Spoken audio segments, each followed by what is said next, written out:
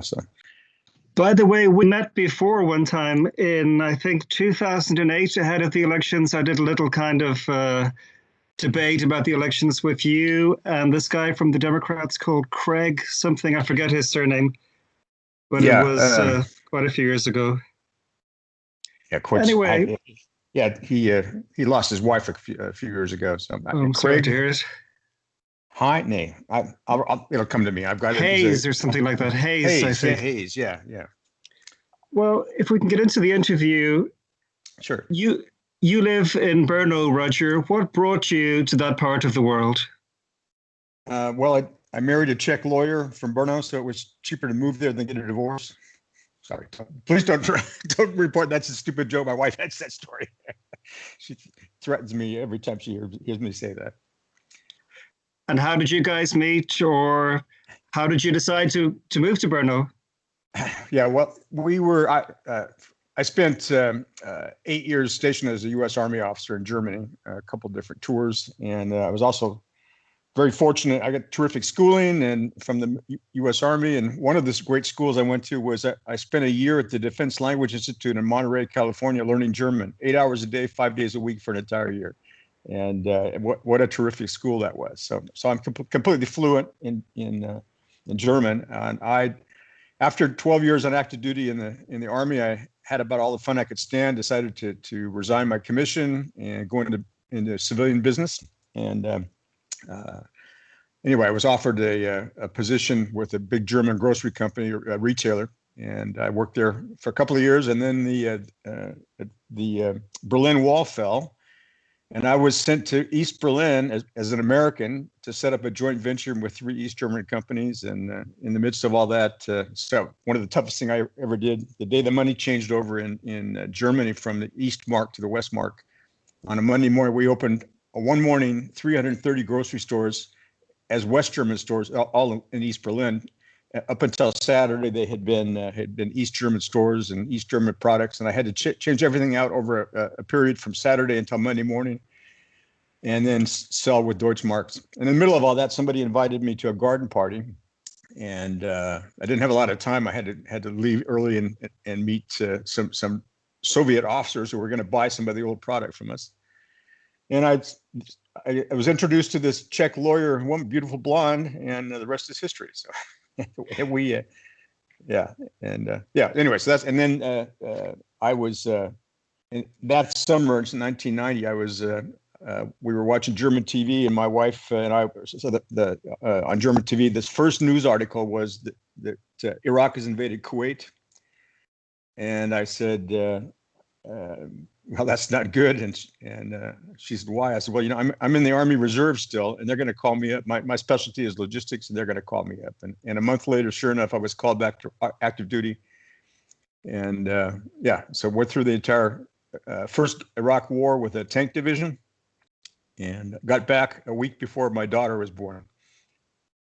Wow. What's your business in Brno today, Roger? I'm retired. And I support the family with different. My wife has her own business, outdoor advertising, and then she's working on a property development project, and I'm helping where I can. But I'm happily retired. And how did you become involved in Republicans overseas? I was one of the jobs I had while I was still active in the business world was I was country director for DHL, and one of my colleagues, a country director in Poland, said, you're a conservative. Why don't you get involved in conservative politics? And I said, well, how do I do that over here? He says, well, there's a Republicans Abroad organization. So I got into that and became active. And anyway, and then that organization, which was transformed in 2013 to Republicans Overseas. And I was country director of Republicans Overseas, and then a year and a half ago, I was appointed as the vice president for Europe for Republicans Overseas. What are the main activities of Republicans Overseas? Well, although by the way, Julia Bryan is, I consider her a friend, and we've known each other for quite a long time. And who I interviewed last week, who's the head of Democrats Abroad internationally. Yeah, internationally, she's the worldwide chair.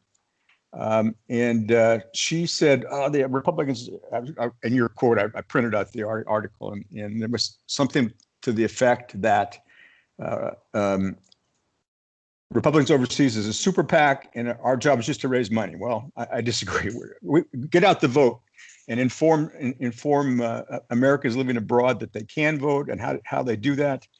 So that's a major part of what we do, and also participate in joint discussions. And for instance, in this year in January, the U.S. Embassy in Prague sponsored a Lincoln-Douglas debate, or that's what they referred to it as, a very famous Abraham Lincoln and Stephen Douglas in 1860 had a very interesting series of debates. My participation was far less than what Abraham Lincoln did, but that was an interesting thing to do, and I try to do that whenever we get the opportunity and stay active. By the way, you mentioned Julia Bryan from the Democrats Abroad. I understand you two have sometimes worked together. I understand you two have sometimes worked together on some projects. What kind of things?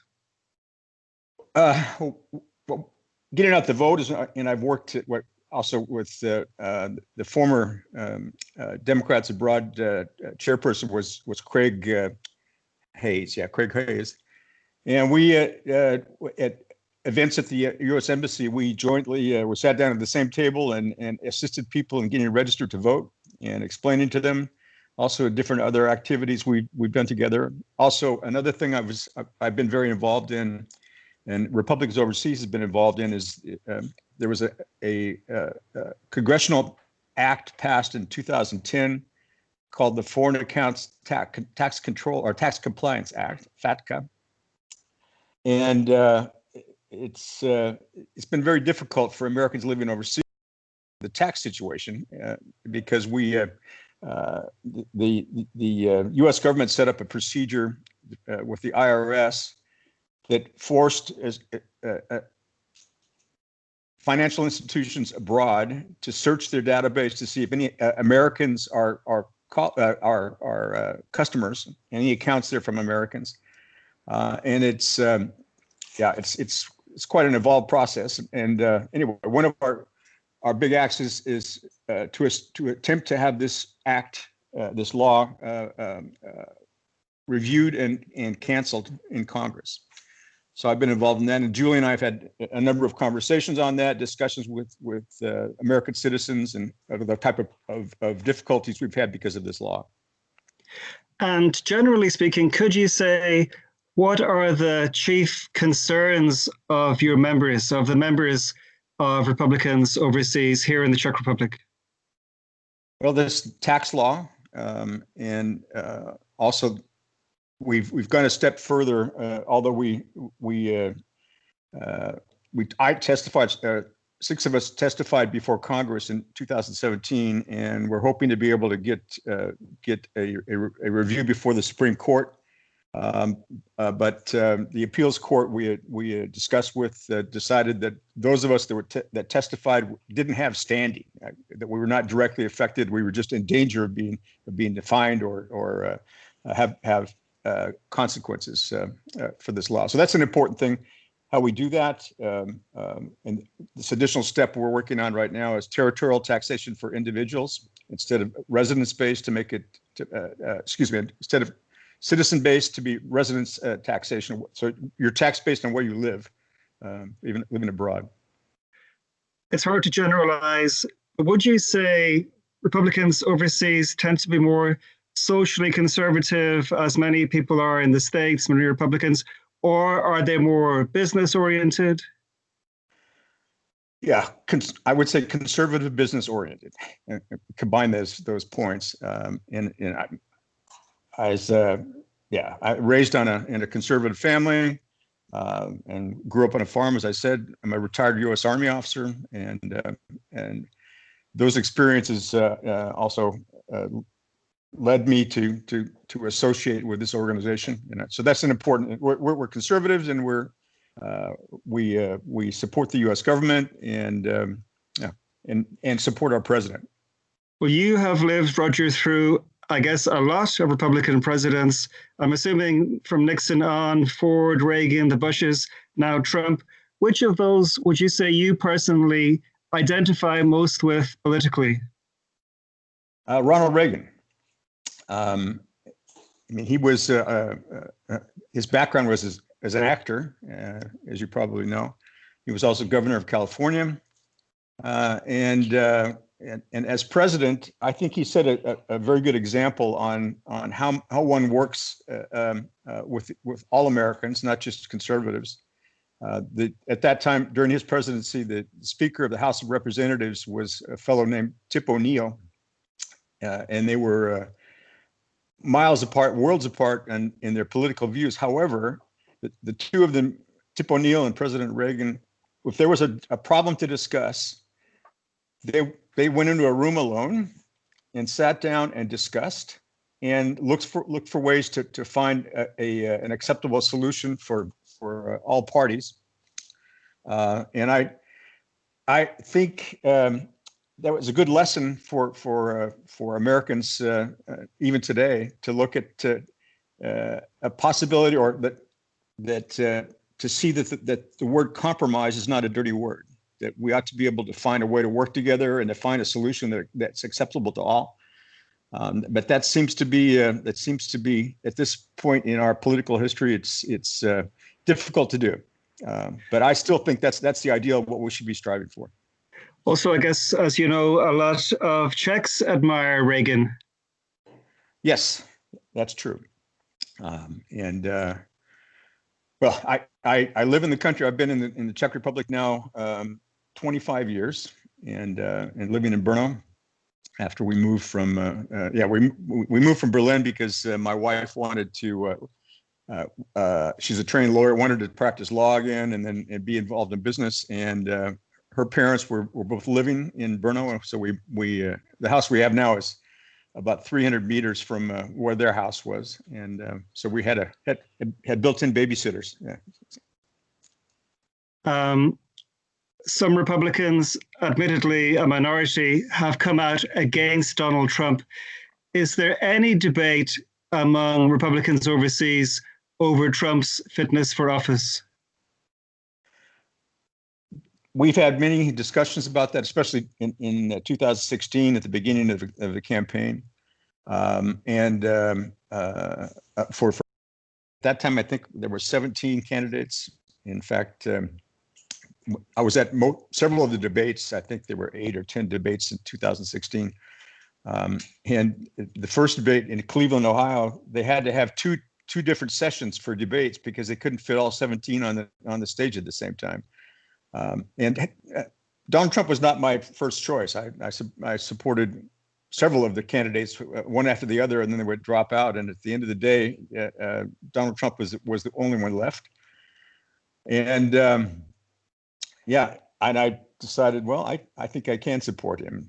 The views that he was proposing were good, and I also thought it was appealing to me that he was not a politician; that it was a successful businessman, and I thought that was important to be able to do. And 4 years later, how would you rate his performance? Well, I thought he's done up until the COVID virus, he's done a tremendous job with the economy. Unemployment rates are at record lows for Blacks, for Hispanics, Asians. Up until early this year, the women unemployment rate was the lowest it's been since the end of the Second World War, when many women were involved in defense industries. I think, I would rate him very highly. And I know the Democrats have made quite a bit of wind about saying he should have handled it better, the COVID virus. But at the end of January, when President Trump implemented the travel ban from China, Joe Biden and many of the Democrats were just livid and called it xenophobic and fear-mongering, and even until in March, I believe it was, when Nancy Pelosi, Speaker of the House, criticized extensively, said he shouldn't have put that in place, and it should allow people to free travel from China. And in San Francisco, where Nancy Pelosi is home based, there's a large Chinatown there, and she was inviting everyone out to China for the Chinese New Year to participate in the Chinese activities. And she said it's safe, it's no problem. And yeah, anyway, now of course history gets revised, and they're saying he didn't do a good job. I thought he did really well with also reacting for the lack of what we call PPE, or personal protective equipment, the gowns and masks and things, as well as ventilators. The national stockpile had been drawn down during the Obama administration and never resupplied. Also, there was extensive offshoring for medical devices and medical drugs and prescription medicines. A very high percentage of that now comes from China, and either the finished product or the materials to create the products. And I think that he's done a great job on moving the manufacturing of these products back to the United States. Also, both California and New York were very concerned about a insufficient amount of hospital beds. And he, without any discussion or debate about it, he moved the 2 hospital ships from the U.S. Navy, each with a 1,000-bed capacity, to New York and to California. We could speak a lot about Trump's performance during the coronavirus crisis. From my point of view, he's been a disaster, but let's not get into that. I guess we don't have time. Everybody has opinions, right? One thing I'm curious about is, how do you respond to the way he treats people, the way he attacks people with very personal insults? Obviously, he's kind of without a filter. He's always tweeting. Have there been things that he's done where you've said to yourself, now he's gone too far? I have often said to myself and to also colleagues in our organization, I wish he wouldn't tweet so much. But somebody take his phone away. But what counts for me is the results and what he's done on the with the economy, and it's by the way, it's bouncing back now quite well. The stock market is also bouncing back. I think this has been a terrible catastrophe for the entire world, also including Czech Republic and most of Europe, all of Europe. This COVID virus, and I believe it's accurately described as a Chinese or Wuhan virus, and that appears to be the source of where it came from. So I think it's important to work together on that and how we solve this, how we go forward. Finally, Roger, right now, it's not looking so great for Donald Trump in the polls. Be honest, how do you think it's likely to go for him on election day? Well, you'll remember in 2016, all the polls said that it's going to be a Hillary Clinton victory. During that time, I was doing a project for the U.S. Army as a civilian logistician, and I was located in Germany. But I was on 6 different German talk shows talking about the election. In fact, election night, I was in Hamburg on an hour-and-a-half show with politicians, and I was wearing a red tie. And the next night I had to be in Berlin, so the day directly after the elections, and I had to leave the TV studio, and I said goodbye, and the moderator said, "It's great to have you. Thanks for coming. And by the way, tomorrow in Berlin, wear a different colored tie because it will be too embarrassing because it's sure that Trump is going to lose." And I said, "Well, let's wait. With the time difference, in another 3 or 4 hours, we'll know." And he said, No. Every expert and every politician in Germany says it's completely impossible for Donald Trump to win. And sure enough, he won. And you're familiar with the electoral college process. And instead, it's not a popular vote, but it's their electoral college number of votes based on the size of the population. And that was put in place, by the way, by the founders of the country to ensure that even large states and small states all had a voice and a say in the government operation. And yeah, so that's why we're a constitutional republic instead of a democracy, the United States. I guess I have no more questions. Let me think. I guess that's everything. One more, maybe. Some people are saying that Donald Trump may try to hang on to power if he can, basically. If Biden doesn't win by a large margin, that he might try and put up some kind of legal obstacles or legal barriers, or take some legal steps to not go. What would you say in that case? Do you think he should go if it appears that he's really lost?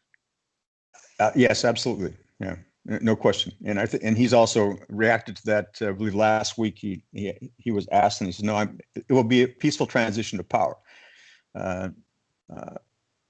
It also is in a conversation that he had, like I said last week, I think it was, he said, although with me, it wasn't a peaceful transition from the very first day in office. The Democrats were trying every possible method to remove him up until today. It's still going on. It's almost 4 years, which is, I think it's sad.